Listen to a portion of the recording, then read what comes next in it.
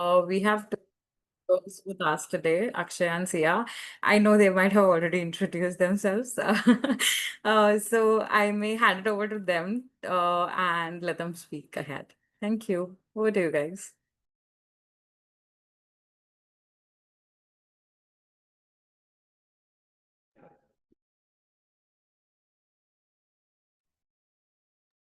Present, just Yes. Any one of you can present. I've given the access.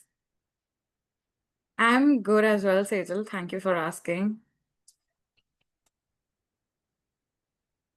Okay, great. We'll just wait for a minute. Yes. Okay. We all can see your screen. Everyone can see the screen, right? Thumbs up. please. Okay. Yes, please.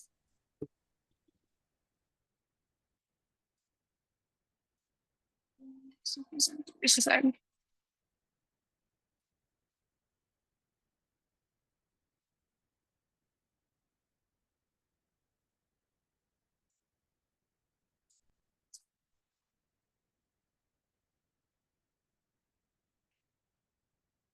so, today my topic is designing for life, human-centered biotech design. So last time I was here, I talked about UI and UX, and I talked about how it helped others and how to center it around web surfaces, interfaces, and it was centered around how if we could make those surfaces better so that people could interact with it better.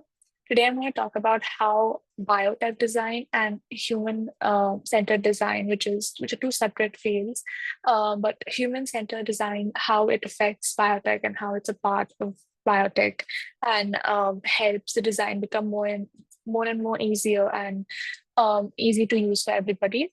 So this is the key concepts I'm going to cover in this presentation. Understanding what biotechnology is, what HCD is, what is human-centered design in with biotechnology, what are the real life examples of these two, and what are the real life projects that we see that combines these two fields, and obviously future scopes and then key takeaways. So, has any of you ever heard about human-centered design before or biotechnology before? And what do you know about it, like roughly, if you do?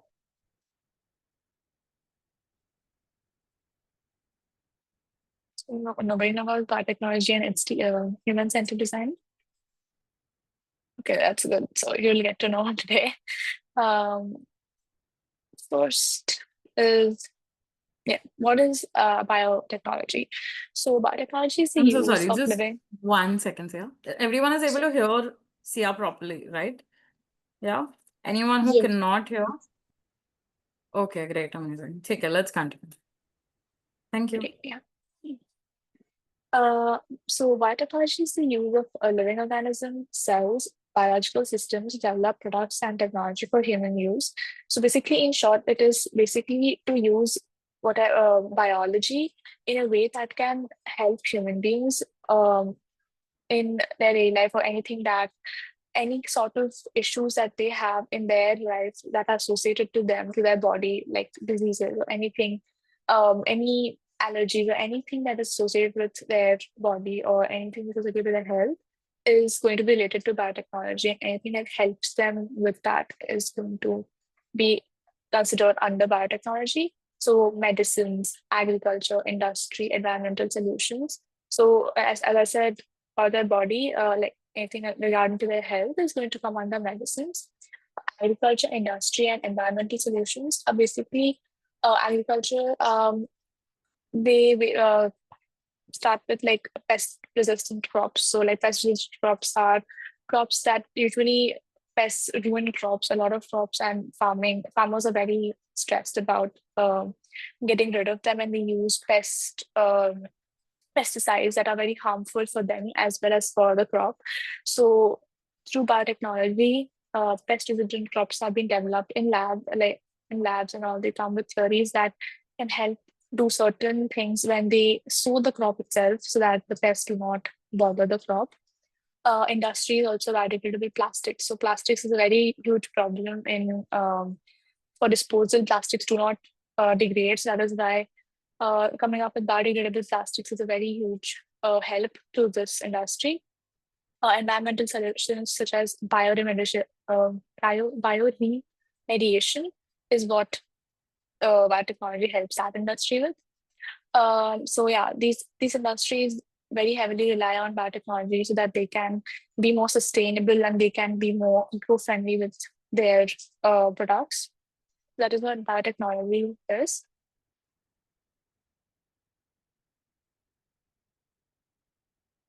Second is what is human-centered design. So centered design is the field of designing technology, so interfaces that are easy, intuitive, and effective for people to use. That is for UI and UX, that is HCI. And if we talk about human-centered design, just HCD, it focuses on understanding human needs and designing, keeping them at the center of the problems, and keeping in mind the effects of the solutions on them. So any kind of solutions that they come up, they need to first understand what kind of effect will it have on people. Will it actually address the problem that they have, not just a superficial surface problem that they can see? The actual minute details when they interact with the product and what are the actual problems that they face while using their product. So I'll come up with an example next so that you can understand better about HCD. So, how is HCD related to biotech design?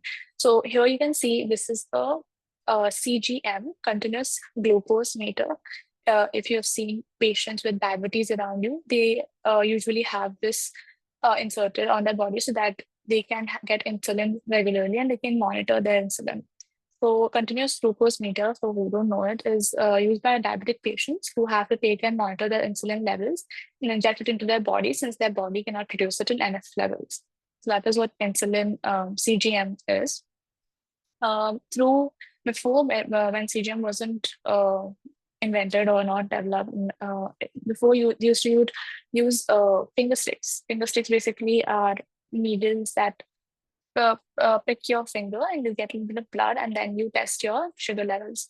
But that is only done when the user can do it and when the user feels that he has to do it.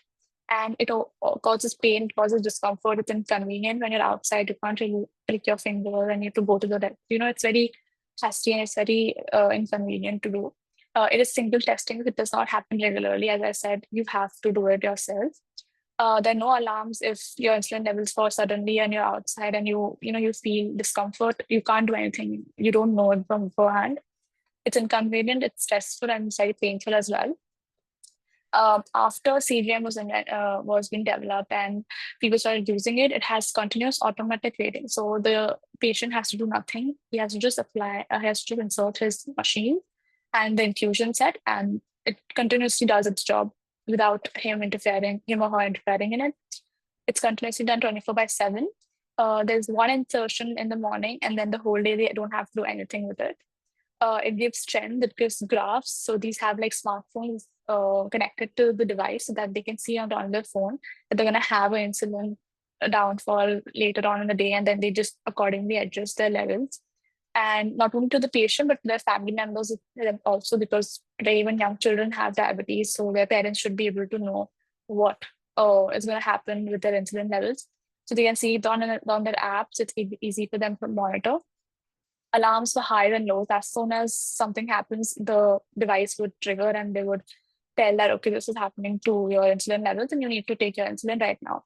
It's easy to use, it's empowering, and it is fast. It is very fast because these things can be fatal and these things are very serious when they, extend to a huge level. So it is very convenient to use these devices in everyday life. I have seen people using these devices in everyday life and they are doing an amazing job.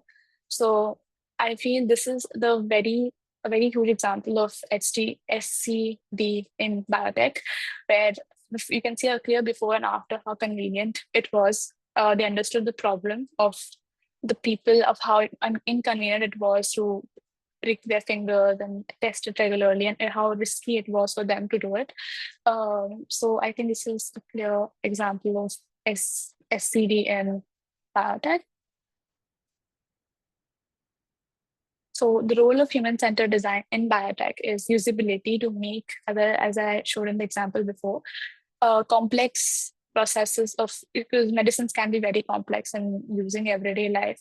So I feel usability is a very huge help of FCD in biotech, so that anybody can provide the system the patient needs quickly, and enhancing safety. So, making it safer for them to take their health, whatever they need, easily, and also doing it making the procedures as simple as possible, so that everybody can do it faster and can do it whenever the person needs, whenever it is required. Accessibility is designing for people, means personalizing for their needs, abilities, and helping them accordingly.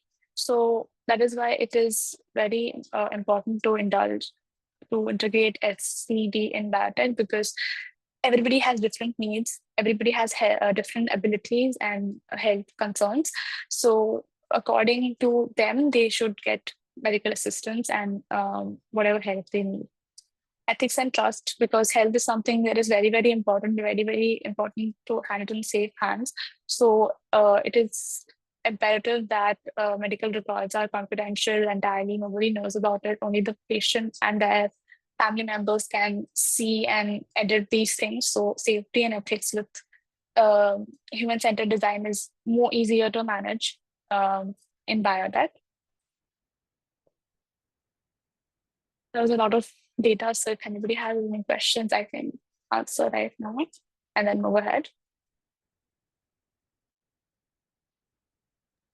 Any Nobody has questions? Everyone understood everything so far? Please give a thumbs up if you understood. I can go back if you don't actually understand anything. And if Yes. anyone has doubts, please raise your hands. Yes, Prasanna. Then Yes, please. Can you please explain this role of human body? uh, Like, yes, one, this please. Yes. this one? Oh, sorry. Remember. This one? Yes, please. So you want all of them or any one of them specifically? All of them, please. Okay, yeah, sure. So when I said usability, making complex biotechnology easy to use and understand, and make tools intuitive and simple, basically this means that you know how medicines and medical procedures can be very difficult to understand sometimes. If you have anybody in the house who has health concerns, you don't sometimes understand what their medicines are, when to take them, or if they have complex diseases, some devices, you don't understand what to give them. So I feel if human-centered design is integrated more efficiently in this industry in biotech, usability will become easier, and we can help the person who needs um, help faster. So usability is the first role of SCD in biotech.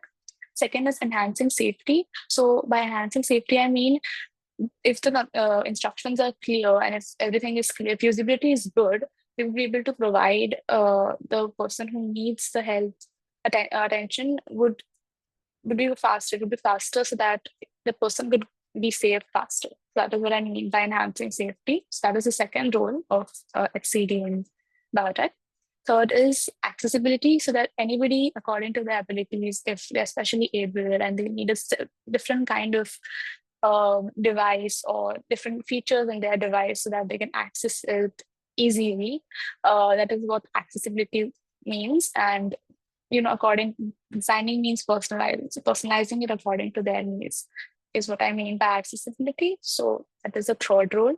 And the fourth is ethics and trust. So their medical records are very sensitive information, and not everybody should know about it. So it's very important that it's kept confidential, and entire processes is transparent, and the patient and their family members know what and where the data is going. So I feel that is something HCD would be able to solve.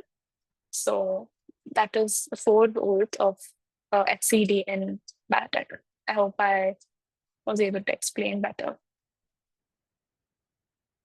Yes, please. Thank Thank you. I'll go ahead with real world examples. So in theory, HCD integration sounds very good, but is it possible in real life? So a few companies have done it in real life. As I talked about the continuous glucose monitor before, it is a small sensor that measures under the skin. It measures your glucose continuously and it sends the data wirelessly to the app. As I said, it can be accessed by anyone. I mean, it is an access, but it can be accessed by whoever you want. Um, and how is this related to HCI and Biotech? Again, it's a complex task of taking insulin, but sometimes requires a doctor as well. And it's reduced to a simple task that can be done by the patient themselves or anybody that they want them to do it. It reduces time and resources that are required to take this entire process because they need to do it repetitively. So going to a doctor and becomes a hassle. So that's why it's reduced to a simple task and it's customizable. Whatever is your need according to your timings, you can do it whenever you want. EpiPen auto injector. So basically, EpiPen is a device that helps people with allergies, usually like asthma or any other allergies that they have from any because allergies can be from anything like peanuts or tree nuts, anything can cause allergies. So these EpiPens are pre-filled with spring-loaded devices that deliver life-saving amitriptyline. That is I feel it's a enzyme. I'm not sure what that is, but it is for severe allergic reactions, anaphylaxis that is fatal. It is very dangerous when it happens. So, how is this related to HCI and Biotech? Perfect for emergency situations that require immediate assistance. And it's a simple one button use that can be used by anyone and is colored bright so that it can be found easily in an emergency situation. So usually people panic and they're not able to find what they need fast. So if the person who has allergies has it in their bag, they will see it faster because it's bright color, usually green, or as you can see in the picture, it's green and orange. And the instructions are written on the pen. So if the person is not able to, who is having an anaphylaxis attack, is not able to take the medicine, the person and anybody around them can help them by using it for them. So it's very easy to use. It has all the instructions on it, where to push, what to do. It's given on the pen. So it's fast and it's again very easy to use for anybody who needs to do it for anyone. So that is EpiPen. So these are the two examples of how HCD is integrated in healthcare and in real world. How these complex procedures have been reduced to smaller devices by keeping in mind how people need to use it in emergency situations so that they can use it easily.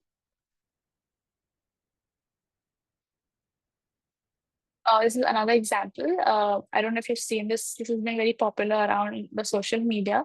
23andMe at home genetic testings to see where their roots and their ancestry come from. So people get these kits at their home and they just give a sample of their saliva and things like that, and they just put it in the box and send the box back, and they give them the results in 10 days maybe, and revealing their entire ancestry. And it's related to HCI. It's simple collection and clear instructions, easy to understand health reports, multilingual support for international users as well. So this is a new thing that has started in, I feel, past 1 year. And it's a latest example of CD in biotech. So it's easy to use and it's easier to understand as well. Future Scopes is personalized medicine, simplifying complex genetic info, digital health and wearables, as I talked about the CGM device. It's on, you don't have to do anything, it's on your body. You need just, listen to it and, edit it according to your needs. AI-driven health insights, making AI transparent and ethical, chatbot explaining any kind of genetic risks. Biomanufacturing for sustainability, accessible at-home testing that I talked about, the kit, the genetic testing kit. It comes to your house, delivered to your house, everything at the comfort of your home. You don't have to go anywhere or any complex procedures. Nothing is at home. Ethical genomic data management and bioremediation and environmental uses. These are the future insights or future plans for HCD integration in biotechnology, and I feel these would be able to easy, make life more easier for people who have to deal with these issues every day, or they have such conditions that make them interact with these devices more. So I feel more integration of this industry would be able to help them more.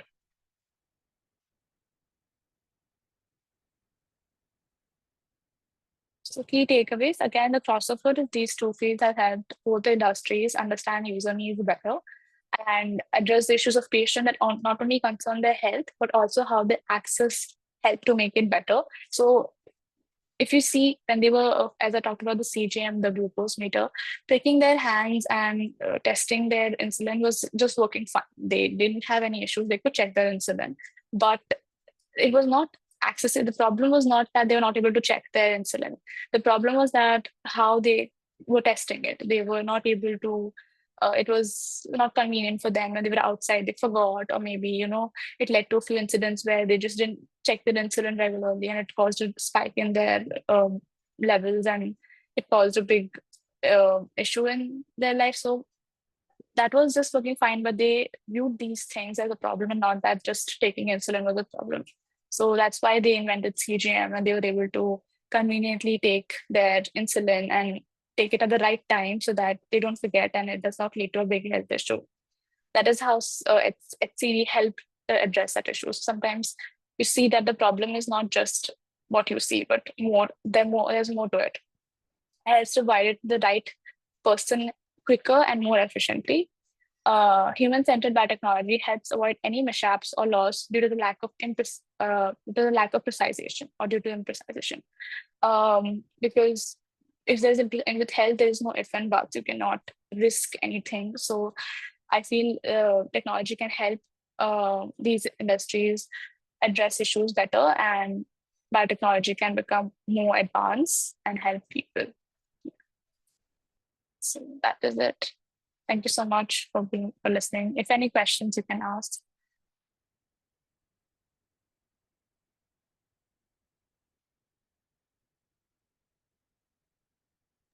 Yes, there are some questions on the chat box. Oh, okay.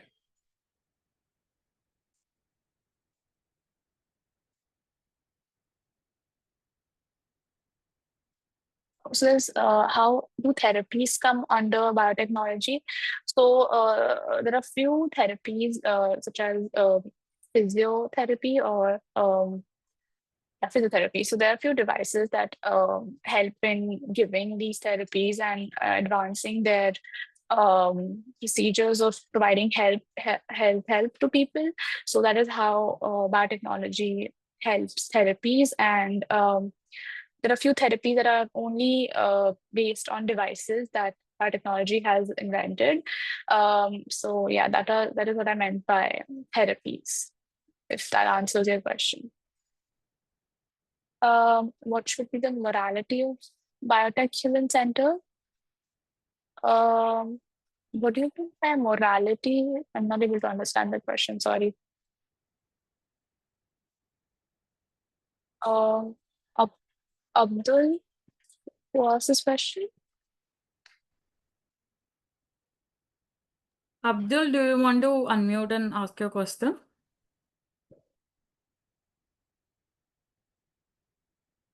Yes. So even for the research purpose, uh, we are just covering on the name of biotechnology and everything. We take land and we make things, but then it becomes industrialized. So slowly, Mhm. this is covering the area and all, and on the Mhm. name of biotechnology and all. So Mhm. there is no morality on that. So we should also focus on that. So in that sense, we are taking any action. Right. So Also that is thinking it. about which is natural. It's okay.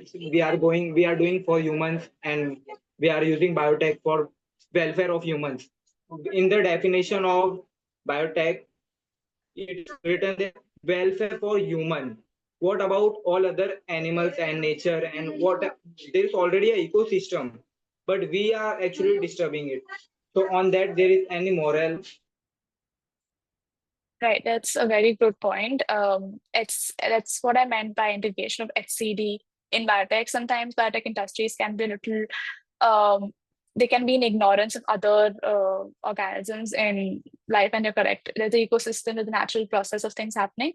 But biotech is not only about that, but yes, they do sometimes disturb the ecosystem in the name of trying to advance it and everything. They do that.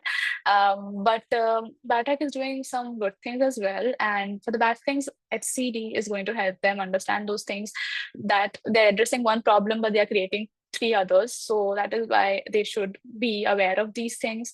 And that happens when you do not view the problem properly, and when you do not understand what it's going to affect. If you just alter one thing in the ecosystem, or disturb the entire cycle. So that is how HCD will help them understand that, okay, this is not what we can do, because it's going to disturb 12 other things in the ecosystem.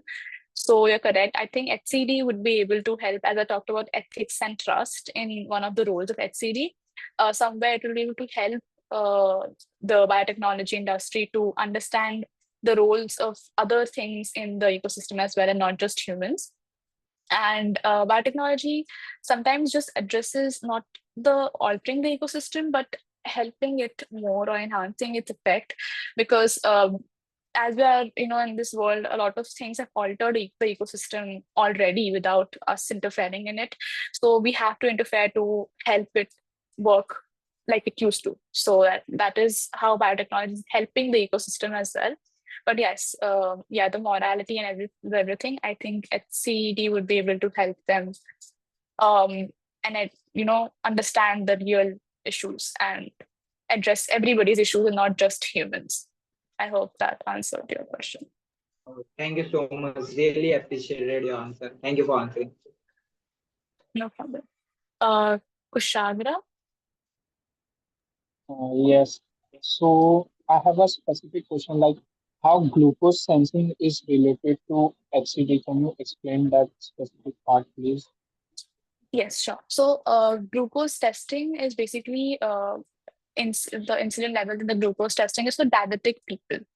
Now, HCD doesn't have a direct role in the uh, whole process, but yes, the devices and everything that helps the people um, deal with their diabetic conditions, and such as the insulin device, or the glucose taking device, or as I talked about the CGM. It helps them monitor their insulin glucose levels. So it will help them take care of their health better. As you asked, how is it related to HCD?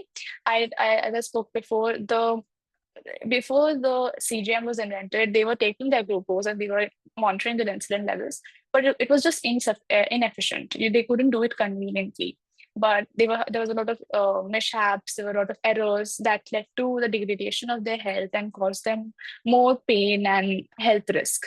With the interference of HCD and integrating their actual issues in the biotech and the glucose taking devices, they were able to take their insulin on time, they were able to take their glucose on time, and there was an efficient reduction in the health risk that was caused by diabetes.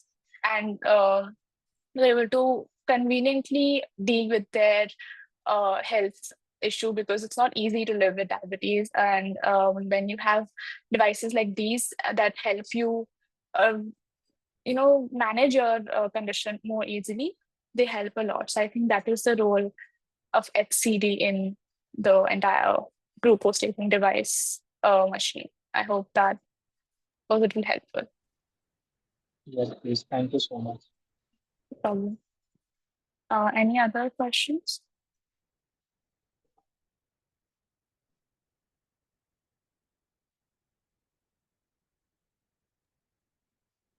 Okay, think if that- anyone has any questions, we can get it done in a minute.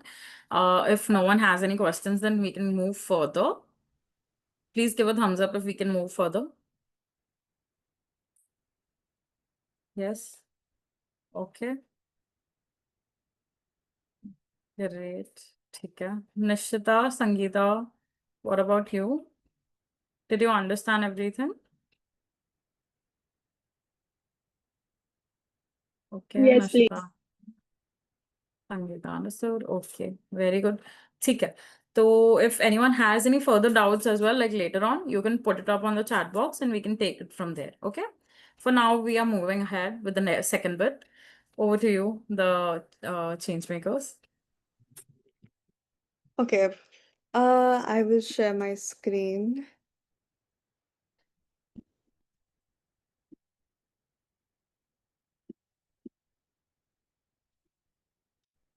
All right.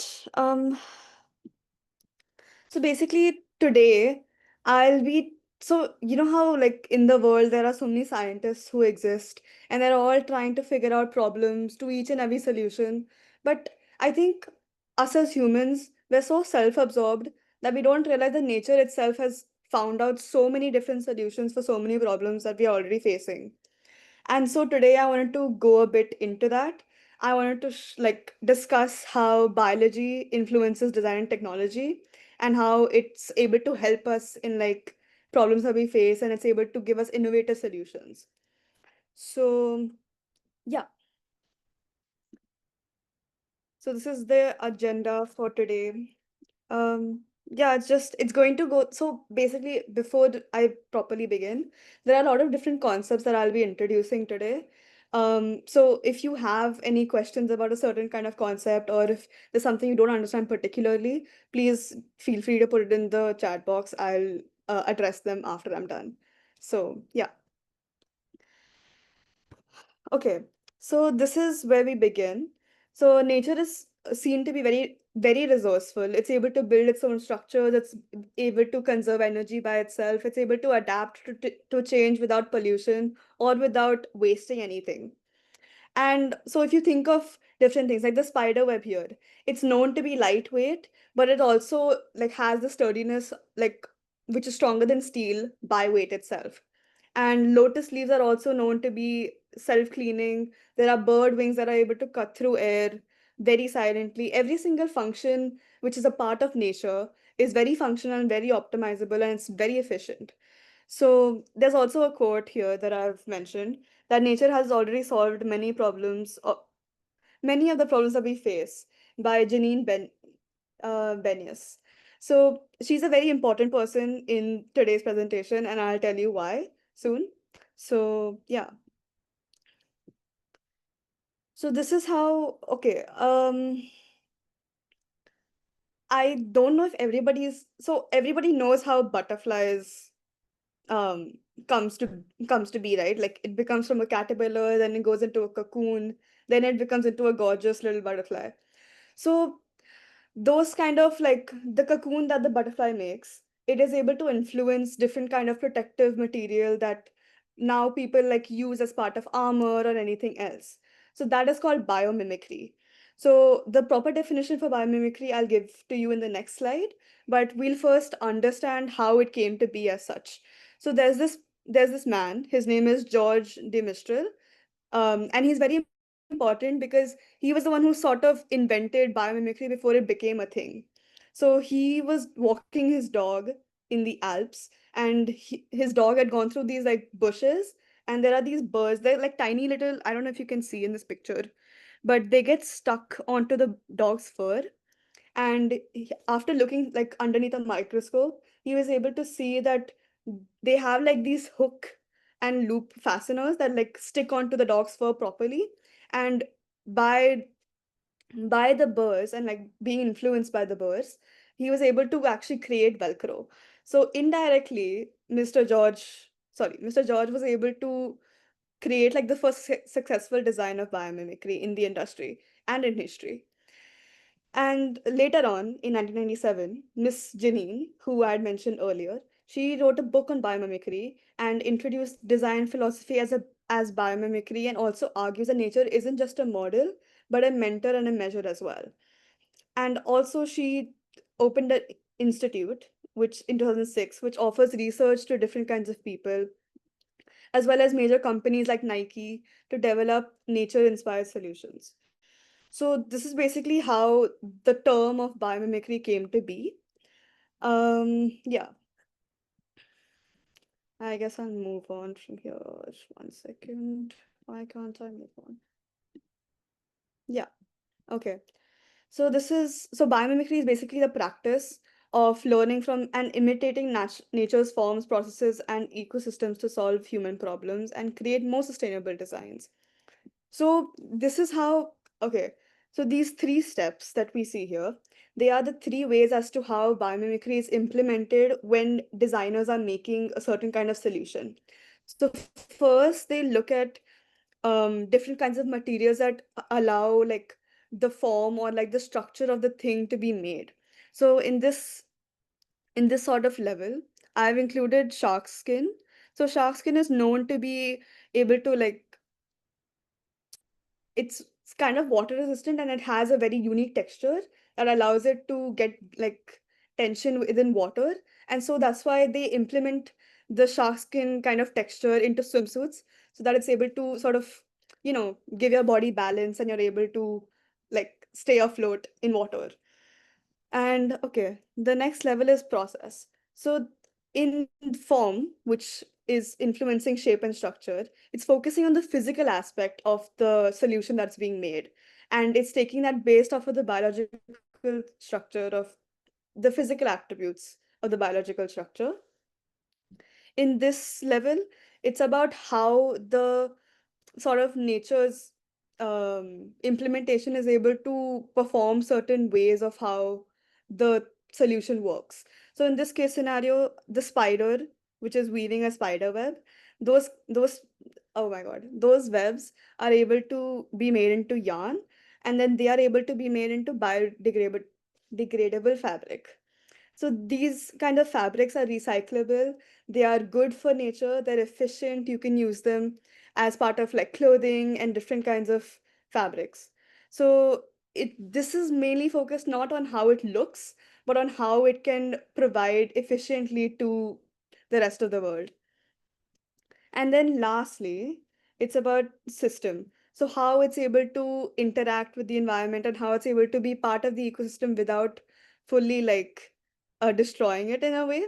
So this mimics, so I hope y'all have heard of like termites that like, they bite through houses and like they can build mounds and sort of, okay, I'm not explaining this properly, but they're like sort of like ant like insects, and they're mostly everywhere. And so they make these kinds of mounds in like deserts and similar places.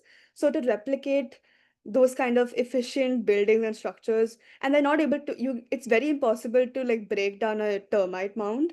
So taking inspiration from that, people have made buildings. So yeah, this is, I think, a building in South Africa that I took a reference from. So yeah, this is how taking biological references, people are able to implement it in real life solutions for humans as well. Yeah. So as of now, does anybody have any questions about biomimicry specifically? Because after this, I'll be introducing many different kinds of concepts. So I hope everybody is up to speed and is understanding. Uh,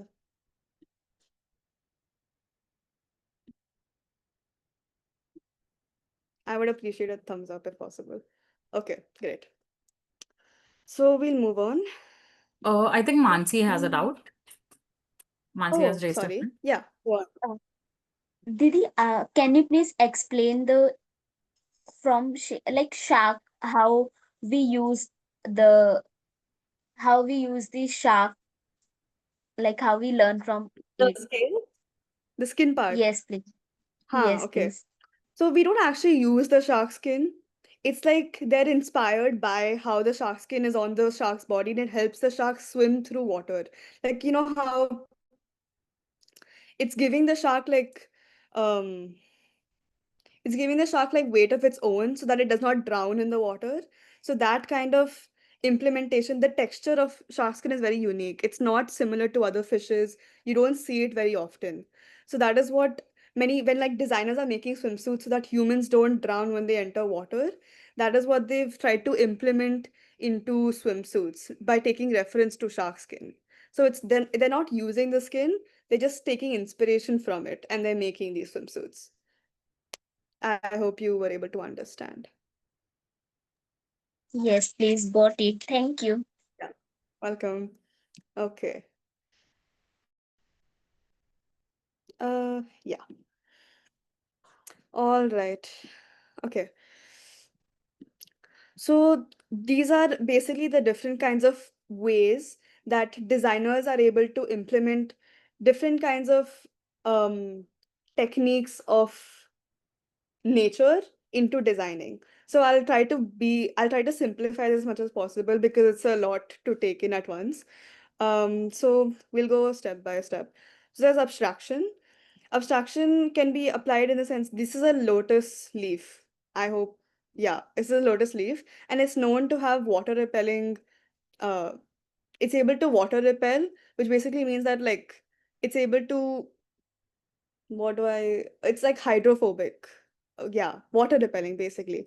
And due to the surface microstructure, so it's able to resist water and it doesn't fully take in the water, so it doesn't become it's not wet all the time. So scientists have noticed this and they take inspiration from that lotus leaf or stem, and they implement it into these kinds of fabrics, which are able to clean themselves and don't get fully like wet. Like, do you see how the droplets are not going through the fabric and they're just sitting on the fabric? So they're resisting take absorbing in the water and it's able to clean itself like without any other help or like without actually properly drying them. So in this case scenario, we're able to take the function of self-cleaning or like, water resistivity, and not just what the lotus leaf looks like, but how it's able to implement these kinds of um, these kinds of things into the environment and able to, yeah, use it in that way. So yeah, so all of these like terms of design, they're not very important. We're able to differentiate because of that. The terms of them are not that important, but yeah, just the understanding of it is. So this is a natilus shell, like you know what an octopus looks like, right? This is the kind of breed of an octopus or like a snail, basically. So these shells are known to have like this growing pattern that you can see here. Like it's increasing, then increasing, then it's decreasing slowly, slowly, slowly, slowly. So that is what is implemented here in this architecture. So they're going, so from down it's like increasing, then it's increasing as it goes up. So these kinds of algorithms and patterns are replicated in natural geometry, or in this case, architecture. So yeah, that is the parametric part of it. So this is more like that is a lot more observe like what you see is like what you see and what you're able to implement is what is noticed in abstraction. But like all the different patterns, how it increases, how it decreases, that is noticed in parametric. Okay, so this is, I don't think you can see this, but this is generative. So in this all of us rely on AI now. We all use ChatGPT and different kinds of AI sites. So, like taking inspiration. So sorry, taking inspiration from like the bone, like how the bone is structured. It's able to, with the least amount of components, it's still able to provide so much of strength and so much of like support to the body. So taking inspiration from that, we make all these different kinds of designs on different kinds of tools and websites that I will eventually show y'all also. And we're able to make these components which are used in cars, like lightweight components that don't add much of weight. So like in cars or like in like no, in rocket ships, like because they don't want the rocket ship to come down, obviously. So they need to use very lightweight components so that they're able to actually send it off into space and doesn't like they're not scared of it coming down and like it's gonna stay in space as long as it has to. So these kinds of components are made with respect, like by taking inspiration to the bone of our body. So yeah, so these kinds of algorithms are to evolve design by mimicking natural selection. So by taking only certain things, they're able to provide so much support and so much strength and still able to keep the whole thing together without as much like components. Yeah. Okay. Has everybody been able to understand the past three of them? Like the Yes, please. yeah, Yes, please. great. Because I don't want to feel like I'm going too fast, though running short on time. Okay. Anyone, any Uh, doubt? no, Anyone? I Ashura, are you understanding? If any doubts are there, please let us know. yeah. Yes. What about Angel? Angel, are you understanding? Yes, please. Okay. And Rinky, are you understanding as well? Okay, great. All right. Well, great. That's great. Okay. So I'll try to pick up the pace a bit. So the next one is biomorphic. So okay, yeah, there's no simpler way to say this. So how there are like, words are like wings of a bird. So just like that, how naturally like it's able to flow through the air, and like it doesn't have like a very structured, it's not like very structured, it doesn't have, it's just very natural, it's very flowy, it doesn't have like many structure, it doesn't have a lot of patterns, it's just like that, like it's very elegant to look at. So with taking inspiration to that, these kinds of um, architectures are built because it mimics organic forms to create natural flow and comfort. So it's very aesthetic, it's very like nice to look at and very appealing to look at, something that looks so elegant and is so simple but doesn't have like a lot of structure to it. It's very like easy to look at and understand and like tell what it would be. So this is actually somebody's I think she's really well known for something, but her name is Zaha Hadid, and this is her house essentially. So yeah, she the designers who built this house took inspiration from uh well, wings essentially to some extent, and they applied biomorphic designing into the architecture. So yeah, and then last but not least is fractal or modular design. So basically how you see all the leaves look the same, right? It's not like one leaf is just plain and then the other leaf has like those kinds of patterns. They all look same to some extent. So with respect to that, all of these houses look the same, right? So that is what modular or fractal how designing is. They are all the same, they're all repeatable, they look similar, and that's why like they're scalable. It's like however small or however big, they'll all look the same. That's basically what it is. So yeah, that's the 5 types of designing for y'all, which is based off of nature but is now implemented in design. So now we will go into how designing is implemented into technology. Okay. All right. Okay. So I think I'll try not to take reference to the examples because I get kind of carried away. But this so CAD is basically computer aided design. And so you're able to create like your own kind of design, like by like making structures of your own, and it's able to translate natural forms into digital models. So like if you see the model of a car, you are able to like replicate that designing onto the same kind of website or like software of CAD, and it can look the same. You can make it however you want. If you want the car to look like a bus, you can make it look like a bus and it'll still be a car.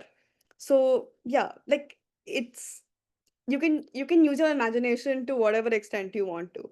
But yeah, so with respect to that, again coming to owl wings, owl wings, you're able to so basically all wings are made to sort of balance out the amount of, suppose like this is an owl's wing, so they're made in a certain way so that like the air that comes from above and the air that comes from below is balanced out, and so they can actually fly in air. So taking that reference to that, they make these propellers, like in helicopters, how we have propellers, those kinds of propellers, and like in aeroplanes and stuff like that. So based off of the owl's wings, they're taking reference to that, and they make like drones, propellers, helicopter propellers, all kinds of propellers, basically. So yeah, they have to, like, when they're designing those kinds of propellers, they have to use the system of CAD, and they can see the simulation part of it is they can see how it would work, what it would look like before they actually start making the propeller. So yeah, these are some like software that's used. Fusion 360 is very well known for CAD design, so is SolidWorks. Then material innovation. Material innovation is more science based. There's not much of tech involved. So there's nanofabrication, there's chemical engineering. So yeah, the shark skin thing comes again. Um, Except yeah, this is bacteria resistant. So shark skin is very like it's very useful in different kinds of fields. So here the shark skin is used and it's taken to a lab, and there they test it out, they see how resistant it is to bacteria, and they use those kind of functions in paints and like different kinds of biocoating. So like so that like when you're painting your house,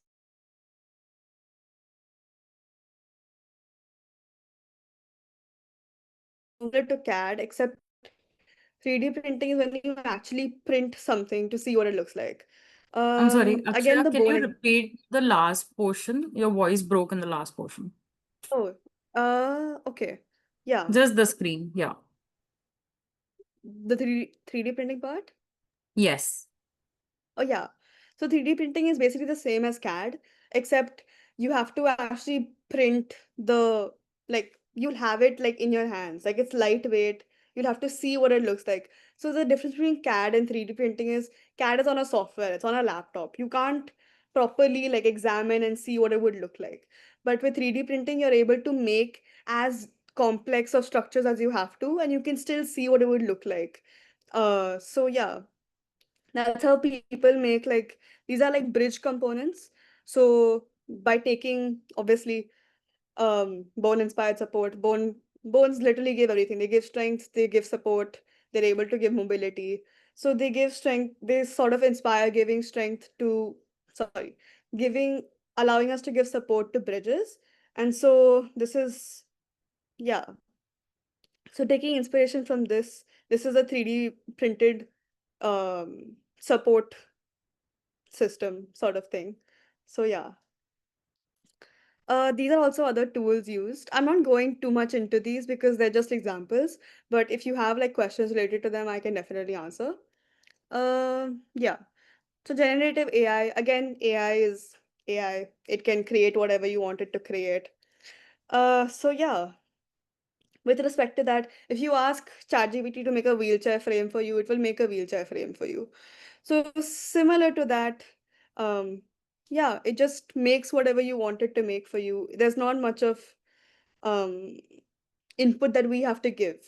At least it takes reference from different things that already exist in the world. So yeah, I I'm not going very much into that because a lot of us already know a lot about AI. But yeah.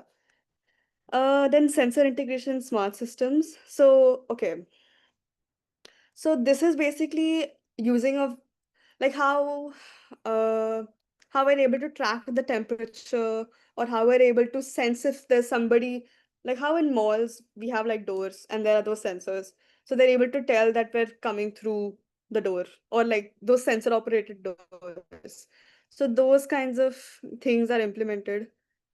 So this is basically a system of sunflowers are known to be able to they're known to face the sun. They're known to like face the sun whenever the sun is out. So with respect to that, this is like a rotating board, like a system. And so they've used like the sunflowers ability to move wherever the sun is, and they use this board, and they've created solar panels so they can uh produce energy in the direction where the sun is coming, so that it's more efficient. You get a lot more energy produced and it's not as little. So like the panel is able to at least tell which direction the sun is going from, and so it's able to provide a lot more energy. Yeah. Yeah. This is just a case study. It's like an overall thing combining all the parts, biology, design, and tech, as well as how it's impacting us in the world. So this is basically based off of a kingfisher's neck, like the beak of a kingfisher. So yeah, it's able to dive into water with no splash due to the aerodynamic shape of the beak. So because of the shape of the beak, it's not the predators, like all of its predators are not able to tell if it's going through water or not, or if it's escaping from them. So that's sort of, so in design, it's implemented as abstraction. So they're taking the function of how aerodynamic the shape is, and so they're applying it into structures like these kinds of structures. And like it's very sleek, it's very efficient. It doesn't need a lot of, like, it's not very complex. And so this was implemented into, so Japan is known for having many bullet trains, by the way, but this is one that's specifically inspired by the Kingfisher, because it's able to go with a lot of speed. It's able to go really silently. So yeah, and it's reduced tunnel sonic booms. It's improved speed. It's able to also save energy. So yeah, it's able to, basically it's very efficient and does not provide it. We are able to save more energy. You're able to improve your speed. You're able to not like cause ruckus in the environment. So yeah, that's an overall view on how they're all interconnected. Mm, this is just a summary that biology is more than life. It's a design system. Nature has solved challenges we still face today with respect to structure, flow, temperature, and efficiency. Biomimicry is known to be like the bridge between biology and innovation. It's able to transform natural strategies into real world solutions.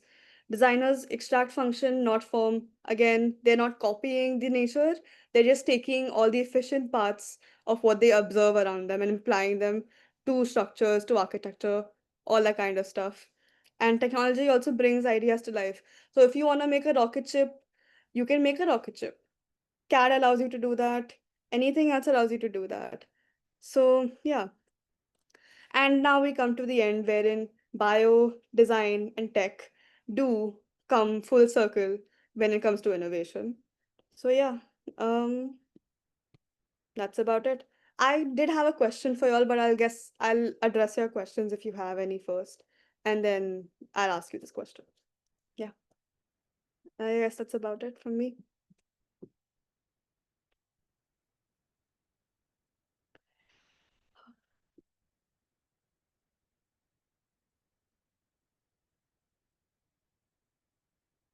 If anybody has any Any questions, questions?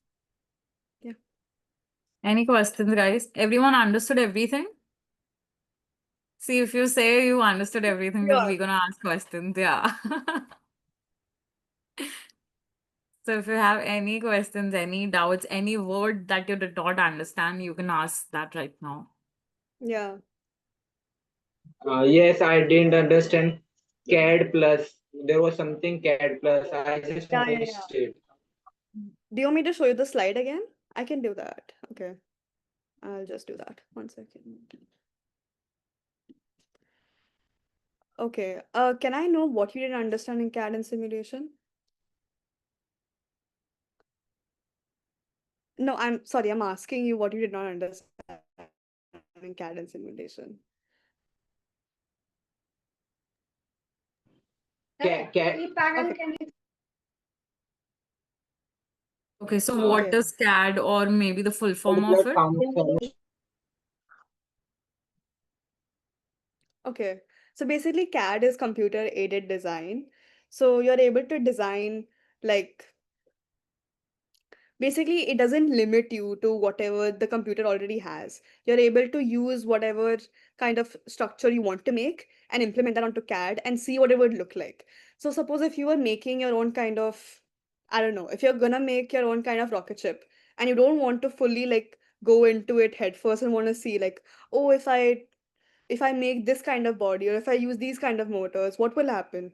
So you can use CAD in that sense. You can make the design of the rocket ship, and the simulation part of it basically allows you to run the CAD design and see how it would work.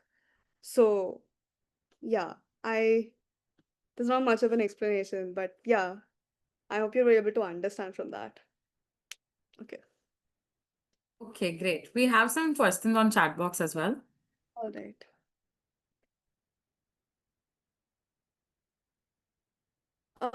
Can you please explain the word armor? I don't know if I used the word armor. Okay. Basically, armor is like, you know how soldiers have all this padding that they have on their bodies when they go for war? So that is basically what armor is. So yeah, that is like it basically protects them from any kind of physical like jerks or anything that happens during that sort of period of time. I hope that was what you were looking for.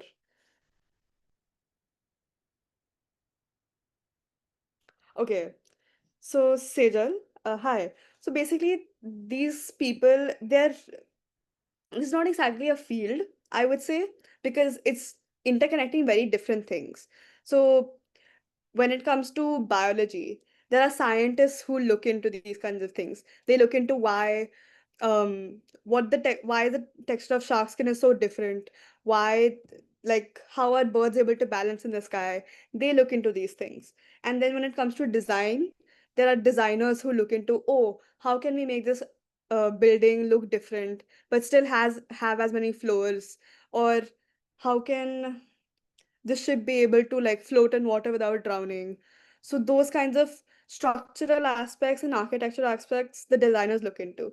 And when it comes to tech advancements, there are different kinds of um, implementations. So there are graphic designers. These people, they use CAD, they use um, what else? Yeah, they use these kinds of softwares, and they're able to implement uh, things that already exist in the world, or they want them to exist in the world, and they can see what it would look like, or like use their imagination to the fullest and like make something entirely new. So yeah, I it's not a specific field. They're just all interconnected in different ways. Yeah. I guess that's it. It is, I agree.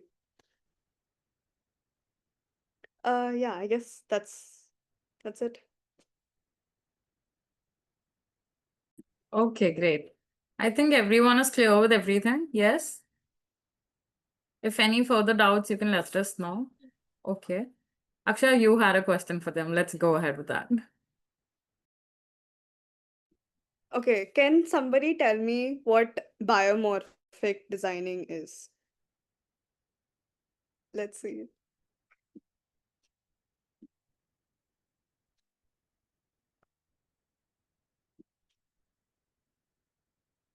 If not biomorphic, then I'll ask something else. But you all should be paying attention. If you don't have doubts, then that means you are paying attention.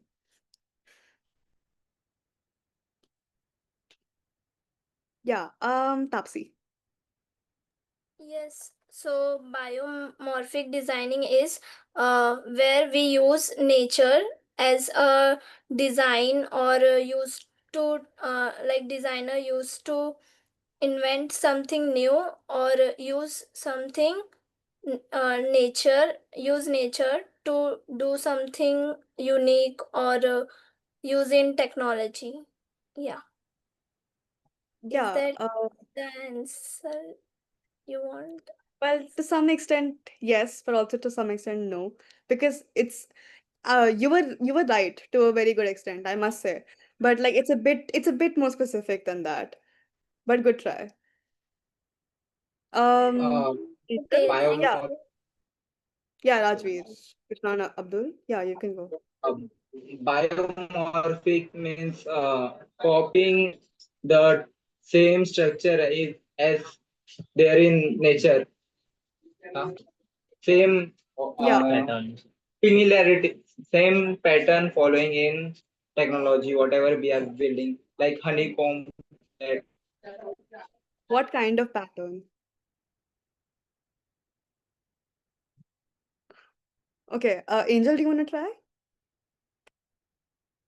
Yes, please. So biomorphism is when we inspired by designs naturally occur in nature and then make an architecture of it. Like you gave us example of what is called mathematical growth, and then you shows us spiring structure, spiring architecture of fluid or flow. That's actually parametric. I'm sorry. That wasn't okay. That wasn't Okay. biomorphic. Oh, sorry, But then I must have written. that's okay. Don't worry. Oh yeah, okay. Sania's actually right. She is very close to the answer. So yeah. So basically biomorphic is when you see like the wing of an owl. So how it's just naturally like that and it doesn't have a specific pattern or a specific shape. It's just occurring as it is. So those kinds of structures that don't have a like it doesn't have a definite amount of floors or doesn't have a definite like oh yeah, it's this it's this tall with that length and this broad and this height. It's not very specific. So yeah, it's like that. So yeah, I guess I'll I don't have any more questions. So Okay, I think we are good to go then. If anyone has any further questions, they can ask in the next 1 minute and we can get that cleared. If no one has any further doubts, then we can end the session here. If everyone understood and has no doubts, then they can please thumbs up their give a thumbs up so that we understand you have no further questions. Okay. Shamna, Fatima, Danish, Sakshi. Okay. Everyone is understanding. Okay. Great. Thank you so much for coming to the session today. I hope you all understood everything. If you have any doubts in future as well, you can let us know and we can clarify it next time. Thank you so much, everyone. We can end the class here. Thank you. Thank you for the Thank you so session. much. It was quite Thank you interesting. so much, ma'am. Thank you, Didi. Thank you so much, ma'am and Didi, for Thank this you so much. amazing and cool session. thank you for listening to us. Great audience. Thank you. Thank you, everyone. Bye-bye. Thank you, Akshaya. Thank you, Sarah. Bye-bye. thank you. Bye.